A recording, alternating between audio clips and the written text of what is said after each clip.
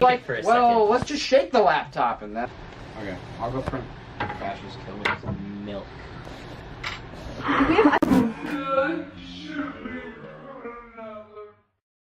copyright. Hi, I'm John Green, And I'm John Green. and this is Crash Course U.S. History. Today we are going to talk about the Berlin Airlift.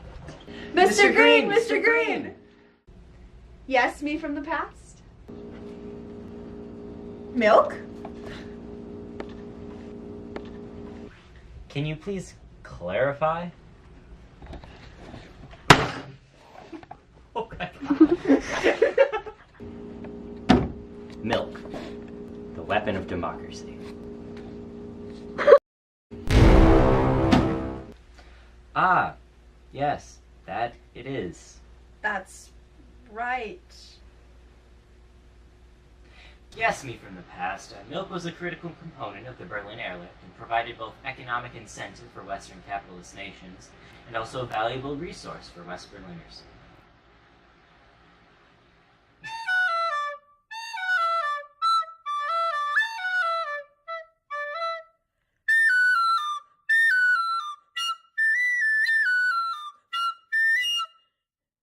Before diving into the Berlin Airlift, let's first throw it back to post-World War II.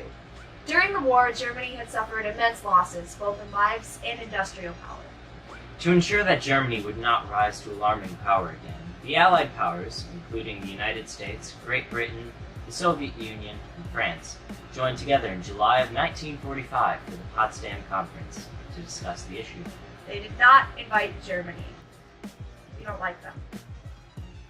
Anyway, the conference ended with the decision to split Germany in four and have each of the four Allied powers control a zone and take part in a joint occupation of the country. Germany was split up as shown. The United States, Great Britain, and France were concerned that the Soviet Union's sector of Germany contained Germany's capital, Berlin. Secretly, Stalin's goal was to develop Germany into the Soviet Union's communist buffer zone and eventually push the Allied forces out. If the Soviet Union had full control over the capital of Germany, the Allies knew that this would give Stalin the advantage when he would start to execute his plan. Because of this concern, it was voted upon the capital city of Berlin to be split into four as well. Berlin was split up as shown.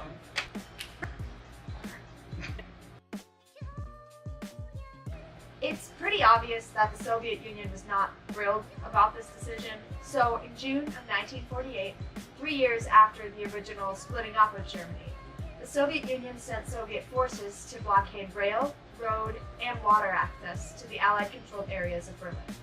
By doing this, there was no way for the Allies' food and fuel, the lifeline of its undernourished population, to get through.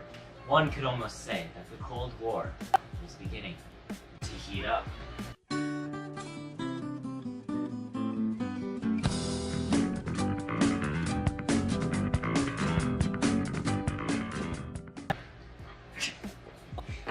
That's not funny.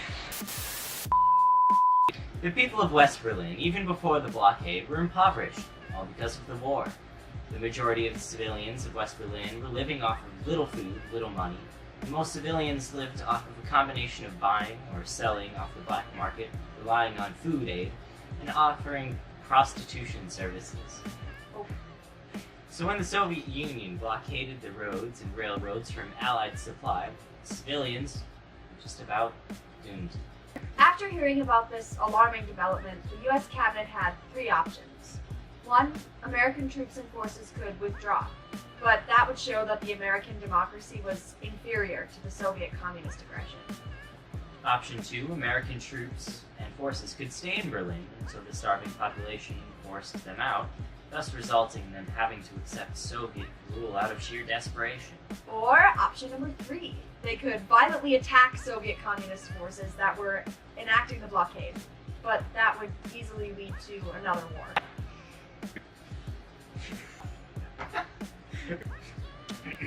The cabinet advised Truman to choose withdrawal from Berlin. However, Truman staunchly insisted that the American troops stand with the civilians of Berlin.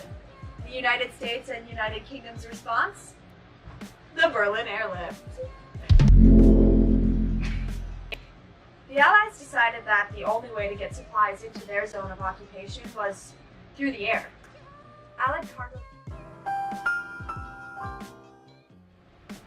cargo planes would fly above Germany and drop supplies such as food and fuel into West Berlin for the people living there. This project, codenamed Operation Skittles. John, What's that, Stan? Vittles. Operation Vittles. That's boring. Boring name. Operation Vittles was known as the Berlin Airlift. The project was supposed to be short-term, but ended up taking well over a year because the Soviets continued to refuse to lift their blockade. At the beginning of the operation, the planes delivered about 5,000 tons of supplies every day, but by the end, this number was up to 8,000 tons per day. When all was said and done, the Allied planes had dropped about 2.3 million tons of supplies. Hey, John.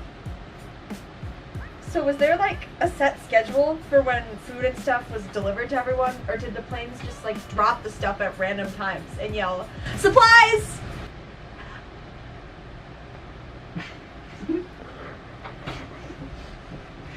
The failure of the Soviet blockade was clear by spring of 1949. It didn't persuade West Berlin to reject the Allies from the West, nor did it prevent the creation of a unified West German state. So, on May 12, 1949, the Soviets finally lifted the blockade and reopened access to West Berlin. Most historians agree that the Soviet blockade was just an all-around failure. It exacerbated Cold War tensions and made the Soviets look to the rest of the world like a cruel enemy. It quickened the creation of West Germany and motivated the creation of the North Atlantic Treaty Organization, NATO, an alliance that still exists today by joining the US and Western Europe against a common enemy. Alright, Stan, let's get the mystery document and fire up the electric chair. We're not doing the electric chair? Lame. Buzzkill. And time for the mystery document.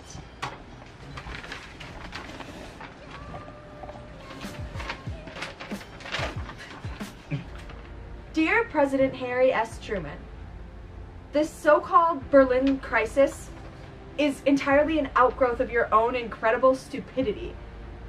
When you attended the Potsdam Conference to arrange final details for the occupation of Germany, it was your duty to look out for American interests and insist upon the establishment of a corridor to the American zone for ingress and egress to the city. This you failed to do. Possibly this was because you believed Joe Stalin to be, and I quote, a good old chap. For he's a jolly good fellow! Now is not the time, as you expressed it some time ago. But I am inclined to think that you were just too dumb to know that such a corridor was necessary.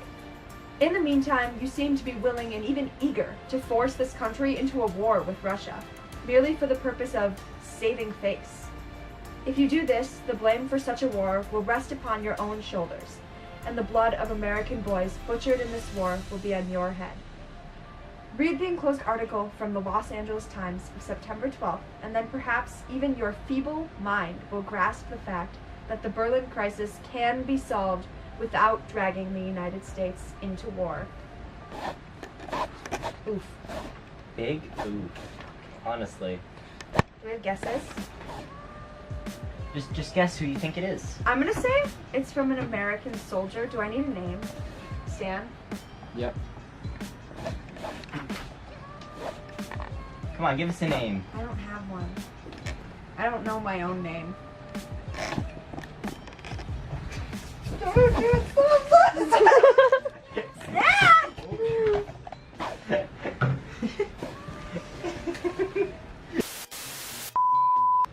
All in all, the airlift was one of the greatest logistical feats in modern history and was one of the crucial events of the early Cold War.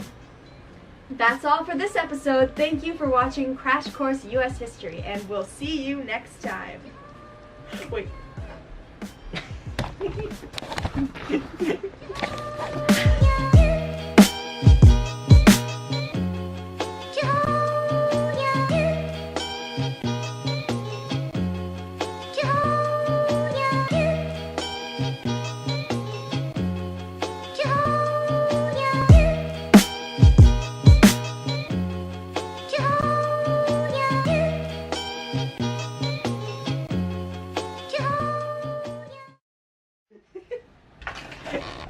Friends, David is very deathly allergic to dairy, and we just almost killed him. I just like you to know that.